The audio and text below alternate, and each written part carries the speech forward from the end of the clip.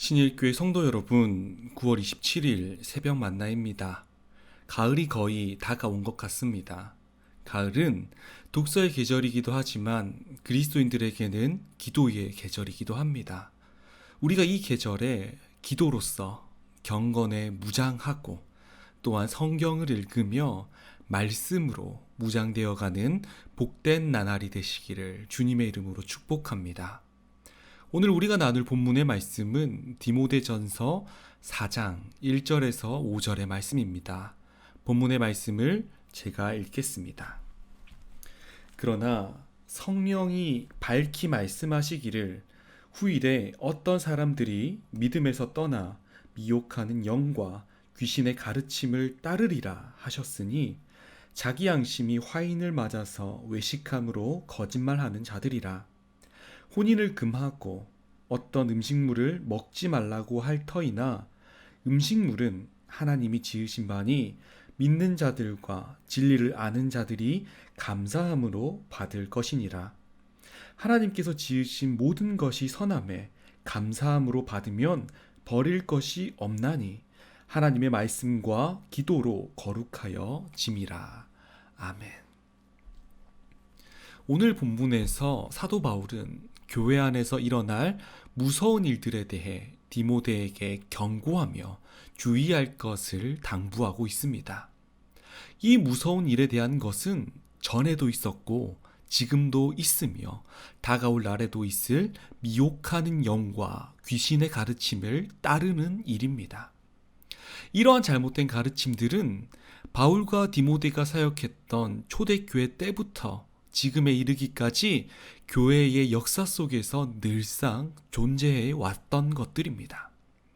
이 문제를 해결하지 못하고 그저 놓아두었던 교회의 성도들은 거짓 가르침에 넘어가 그들을 따르며 교회를 어지럽히고 혼란스럽게 만들었습니다. 이 거짓 가르침을 교회에 뿌린 주체는 누구일까요? 바로 사단입니다. 사단이 거짓 가르침을 뿌린 이유는 그렇다면 무엇일까요? 교회를 없애기 위함이다. 이 말은 절반은 맞고 절반은 틀린 답 같습니다. 사단은 누구보다도 더 교회가 없어지지 않을 것이라는 것을 잘 알고 있습니다. 왜냐하면 교회는 주님의 교회이기 때문입니다.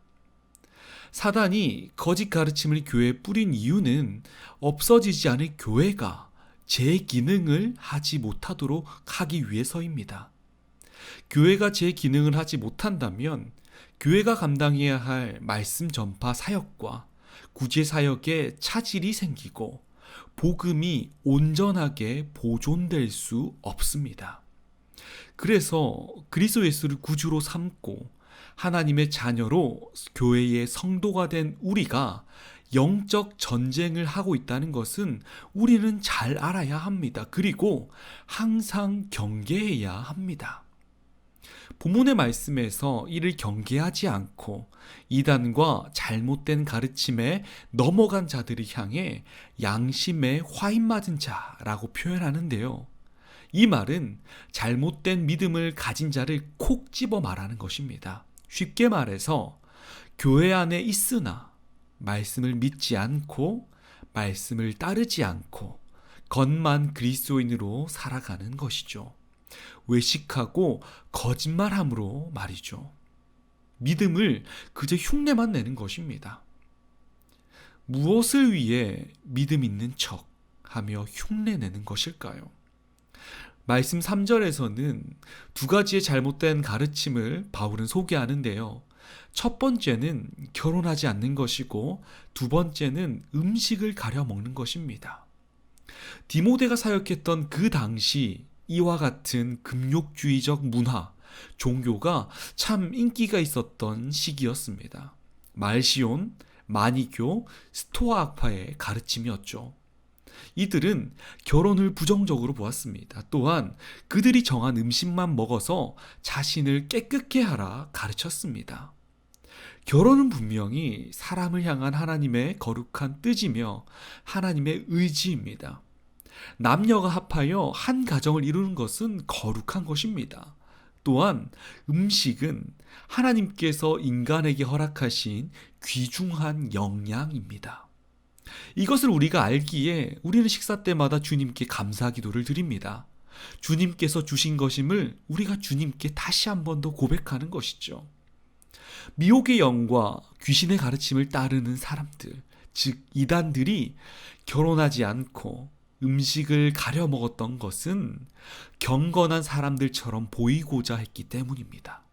또한 무언가를 금욕하며 생활하는 것으로 경건의 비밀을 깨닫고자 했기 때문입니다. 신일교회 성도 여러분, 경건은 무엇입니까? 어떻게 해야 경건에 이를 수 있습니까?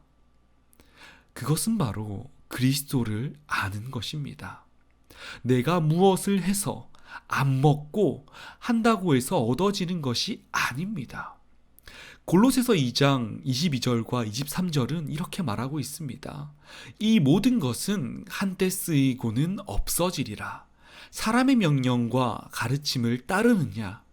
이것들은 자의적 숭배와 겸손과 몸을 괴롭게 하는 데서 지혜 있는 모양이나 오직 육체 따르는 것을 금하는 데는 조금도 유익이 없느니라. 이렇게 말하고 있습니다. 이것은 사람의 명령과 가르침입니다. 그러기에 우리는 하나님의 말씀 안에서 4절과 5절의 말씀처럼 담대히 말할 수 있습니다. 4절과 5절의 말씀을 제가 다시 읽겠습니다. 하나님께서 지으신 모든 것이 선함에 감사함으로 받으면 버릴 것이 없나니 하나님의 말씀과 기도로 거룩하여 짐이라. 아멘. 그렇습니다. 신일교회 성도 여러분, 우리의 경건은 다른 곳에서 오지 않습니다. 오직 하나님의 말씀과 기도로 하나님을 알아 경건에 이를 수 있습니다.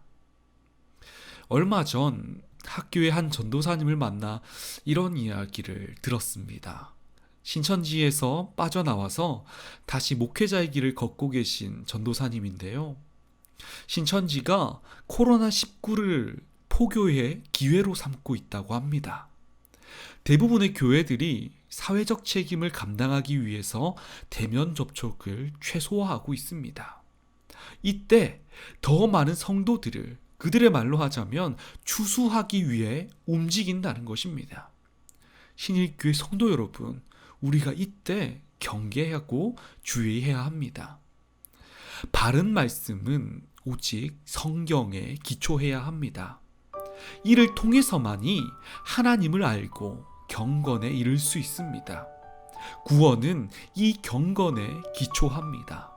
다른 것과 치환될 수 없습니다. 다른 신과도 치환될 수 없습니다. 이를 꼭 기억하시기를 바랍니다. 그리하여 이리저리 흔들리는 갈대와 같이 되지 않고 내가 이 교회에서 듣고 보고 배운 하나님의 말씀을 의지하며 나의 믿음, 우리의 바른 믿음을 지켜가시기를 주님의 이름으로 축복합니다. 기도하겠습니다. 사랑이 많으시고 우리에게 늘 은혜 주시기 원하시는 하나님 아버지, 참으로 감사합니다. 오늘도 말씀을 들었습니다. 이 말씀에 따라 우리가 흔들리지 않는 믿음을 갖게 하여 주시옵소서. 예나 지금이나 우리를 유혹하는 참 많은 것들이 있습니다. 이렇게 하면 구원받는다, 저렇게 하면 구원받는다, 참 많은 것들이 우리를 유혹하는데 주님, 우리가 이때 오직 하나님의 말씀을 의지할 수 있게 하여 주시옵소서. 주님 말씀만이 우리의 길이며 빛이며 생명임을 우리가 들어서 아오니 이 들은 것을 우리 마음판에 새겨 결코 흔들리지 않게 하여 주시옵소서.